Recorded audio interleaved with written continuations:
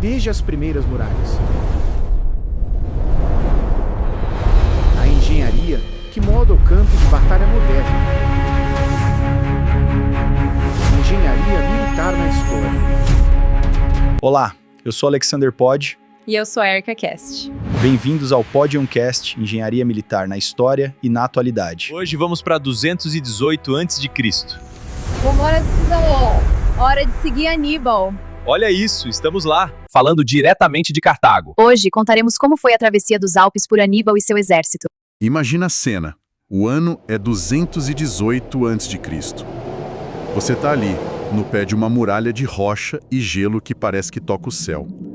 Essa é a barreira mais formidável da Europa, os Alpes. Uma barreira natural que todo mundo considerada intransponível. Exato. E um exército gigantesco, com dezenas de milhares de soldados, uma cavalaria inteira e, o mais incrível, 37 elefantes de guerra. Tá prestes a fazer o impensável. Cruzar essa muralha. E não é em qualquer época do ano, né? O inverno já estava batendo na porta. O nome do comandante é Aníbal Barca. E essa não é só uma história de coragem, é uma das maiores façanhas de engenharia e logística da antiguidade. Com certeza. E a nossa missão aqui hoje é justamente essa, ir além da lenda. A gente vai usar os relatos dos historiadores, tipo Políbio e Tito Livio, e também pesquisas modernas, para desmontar essa travessia e entender como aquilo foi possível. Ia que Roma dominava os mares. Tentar uma invasão pela costa seria, assim, um suicídio. A única forma de levar a guerra até eles, de surpresa, era por terra. Pelo lugar que eles menos esperavam. Justamente. Todo o plano se baseava nesse elemento surpresa. Então, vamos começar essa subida. A travessia toda levou 15 dias. E não foi só uma luta contra a natureza, né? Não mesmo. O historiador Tito Livio descreve a cena de um jeito quase poético. Ele fala de picos imponentes, pináculos cobertos de neve. É lindo de ler, mas devia ser um pesadelo para marchar. Um pesadelo completo. E o primeiro grande obstáculo não foi o gelo, não foi a neve. Foi o humano. As tribos locais. Isso. Tribos gaulesas, como os alóbroges, olharam para aquele exército gigantesco se arrastando pelos vales e viram uma oportunidade de ouro. Uma presa fácil. Pois é. Uma coluna militar em marcha fica esticada por quilômetros. É muito vulnerável. Principalmente em desfiladeiros. Era a armadilha perfeita. E eles sabiam disso. Eles prepararam emboscadas, né? Ocuparam as posições mais altas para atacar. Isso podia ter acabado com a invasão ali mesmo. Como é que Aníbal saiu dessa? É aí que a gente vê a genialidade dele. Que não era só militar. Era de inteligência, de espionagem mesmo. Ele não entrou nos vales às cegas. Ele se preparou. Muito. Ele usou os guias gauleses dele, que eram de outras tribos, para coletar informações. E ele descobriu uma falha crucial na tática do inimigo. Qual era? Os guerreiros guardavam os postos estratégicos durante o dia, mas à noite, achando que ninguém seria louco de se mover no escuro, eles voltavam para suas aldeias. Uma brecha na segurança. Que erro! Um erro fatal. Então, Aníbal fez um teatro. Ele montou acampamento à vista de todos, acendeu fogueiras como se fosse passar a noite ali. Fingiu que ia descansar. Exatamente. Mas, no meio da escuridão, ele pegou suas tropas de elite, as mais leves e ágeis, e silenciosamente tomou os mesmos pontos elevados que os gauleses tinham abandonado. Nossa! Ao amanhecer, a surpresa. Imagina a cena! Os guerreiros voltam e encontram Aníbal olhando para eles de cima. Ele virou a armadilha contra os próprios criadores. Isso é brilhante. Mas mesmo assim o caos deve ter sido gigantesco. Sim, a batalha aconteceu de qualquer jeito. E o som era uma arma. Os gritos dos guerreiros ecoando pelas montanhas. Aquilo apavorava os animais. Principalmente os cavalos, imagino. Exato. Cavalos em pânico, sem entender de onde vinha a ameaça, se jogavam dos penhascos. Levavam carga, cavaleiros, tudo junto. Que terrível. Políbio, que era um historiador super meticuloso, conta que Aníbal perdeu mais homens e animais para os penhascos do que para as armas do inimigo nesses primeiros dias. E no meio de tudo isso, os elefantes. fico tentando imaginar essa cena. É quase cômico ou se não fosse trágico. De um lado você tem essa arma de choque, do outro um bicho de 6 toneladas tentando andar numa trilha de gelo. Eles eram, de fato, uma bênção e uma maldição.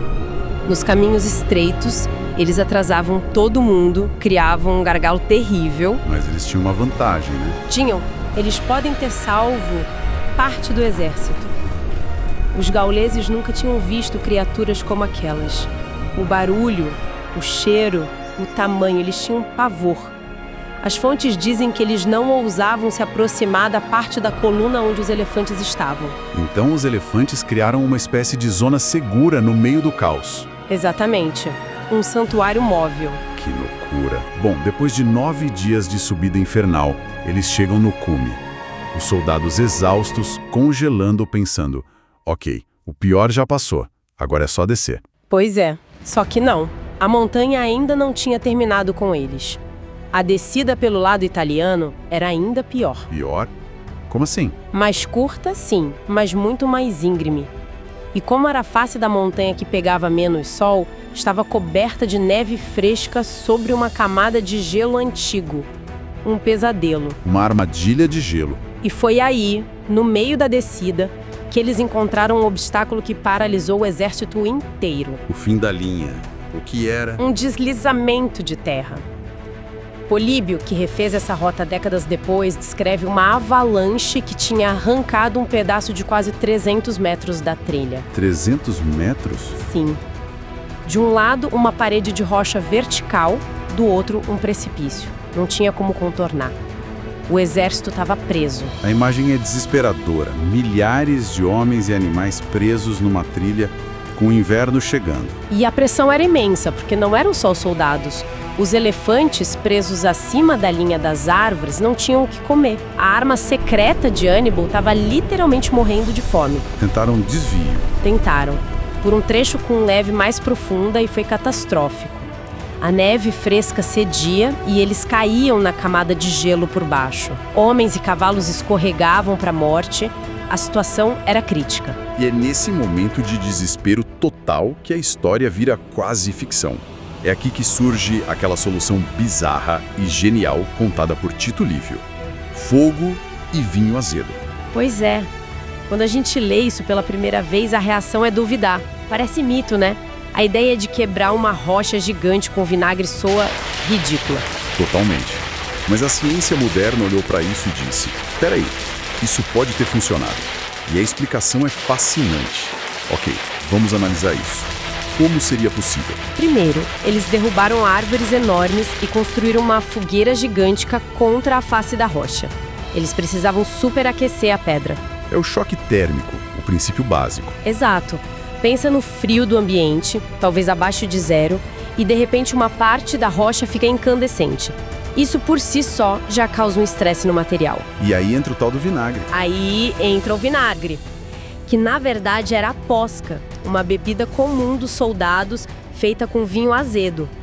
Quando a rocha estava absurdamente quente, eles jogaram esse líquido frio. O choque térmico foi extremo. Violento, do quente para o frio de forma instantânea. Isso faz qualquer material com fissuras internas se quebrar. O vapor da água fervendo dentro das rachaduras também age como pequenas explosões, sabe? E o ácido do vinagre, ele ajudou. Provavelmente sim, mas foi secundário. O vinagre é ácido acético. Se a rocha fosse de calcário, o que é comum nos Alpes, haveria uma reação química. Mas o principal foi o choque térmico mesmo. O resultado é que a rocha ficou quebradiça. Isso, o termo técnico é friável. Ela começou a esfarelar. E aí o trabalho com as picaretas de ferro ficou infinitamente mais fácil. Então não foi mágica, foi engenharia pura e muito trabalho pesado. Exatamente, foi um feito de engenharia de campo. As fontes descrevem os soldados trabalhando em turnos exaustos, famintos, congelando. Em um único dia, eles abriram uma passagem estreita. O suficiente para os cavalos e mulas. Isso. Eles precisavam tirar os animais dali para que pudessem encontrar pasto mais abaixo. Mas e os elefantes? Uma trilha estreita não servia. De jeito nenhum. Foram necessários mais 3 dias de trabalho sem parar. 3 dias quebrando rocha, alargando a passagem, sob condições terríveis, só para os elefantes, que a essa altura estavam quase morrendo de fome, pudessem passar. Um esforço monumental. E falando nos elefantes, a gente precisa entender o papel deles. Eles são o ícone da travessia, mas na prática não parece uma boa ideia para cruzar montanhas. Do ponto de vista logístico, eles eram um pesadelo ambulante, um desastre. Que tipo de pesadelo? Quanto um bicho desses come? É difícil ter números exatos, mas as estimativas são assustadoras. Um elefante asiático pode consumir mais de 150 quilos de forragem e beber 100 litros de água Por dia. Multiplica isso por 37. Exato. Você não encontra 5 toneladas de comida por dia no alto dos Alpes. Uma estimativa sugere que precisava de quase 200 animais de carga, tipo mulas, só para carregar a ração dos elefantes. Um trem de suprimentos só para eles? Então, por que levar esse problema todo? Qual era a vantagem? Eles eram a unidade blindada de Aníbal, a arma psicológica definitiva. O terror. Imagina para um legionário romano que nunca viu nada maior que um cavalo, a visão de uma muralha de carne e presas vindo na sua direção. O barulho, o cheiro, o chão tremendo. E funcionou, né? Funcionou. Na Batalha de Trébia, a primeira grande vitória dele na Itália, os elefantes foram decisivos. Atravessaram a cavalaria romana como se fosse papel. Mas o preço foi altíssimo. Altíssimo. O ambiente alpino era brutal para esses animais. A prova disso é que, depois do primeiro inverno na Itália, as fontes dizem que todos os elefantes, exceto um, morreram. Todos menos um. O frio, as doenças, a falta de suprimentos, tudo isso cobrou seu preço. Mostra a severidade das condições e a fragilidade dessa arma de guerra, que era impressionante, mas muito cara. Então vamos juntar as peças. O que essa travessia realmente significa? Não foi só uma marcha corajosa. De forma alguma. Foi uma obra-prima em múltiplos níveis. Planejamento estratégico, ao escolher uma rota que ninguém esperava. Tática militar, superando as emboscadas com astúcia. E, acima de tudo, um feito de engenharia e determinação, ao superar um obstáculo que para qualquer outro exército seria o fim da linha. Mas o custo foi devastador. Os números variam, mas a ideia é que ele começou a subida com 50 mil homens e chegou na Itália com pouco mais de 26 mil.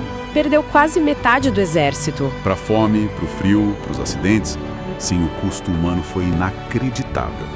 Mas ele conseguiu o que era mais valioso, o elemento surpresa. Ele chocou a República Romana ao aparecer no quintal deles, um lugar que eles consideravam impenetrável. Ele trocou dezenas de milhares de soldados por tempo e surpresa. E, do ponto de vista estratégico, a aposta valeu a pena. Mostrou uma preparação meticulosa e uma capacidade de improviso simplesmente genial sob pressão extrema. E pra gente fechar, uma última reflexão. As fontes contam que 11 anos depois, o irmão de Aníbal, Asdrúbal, cruzou os Alpes com reforços, e a travessia foi descrita como sem incidentes. É uma ótima pergunta. O que mudou nesse tempo? Teria a passagem brutal de Aníbal, aberto e, de certa forma, pacificado a rota. É uma possibilidade. Talvez a rota já tivesse mais conhecida, com as passagens abertas por Aníbal ainda utilizáveis, ou, e essa é uma possibilidade fascinante, talvez as tribos gaulesas tenham aprendido uma lição. Que lição!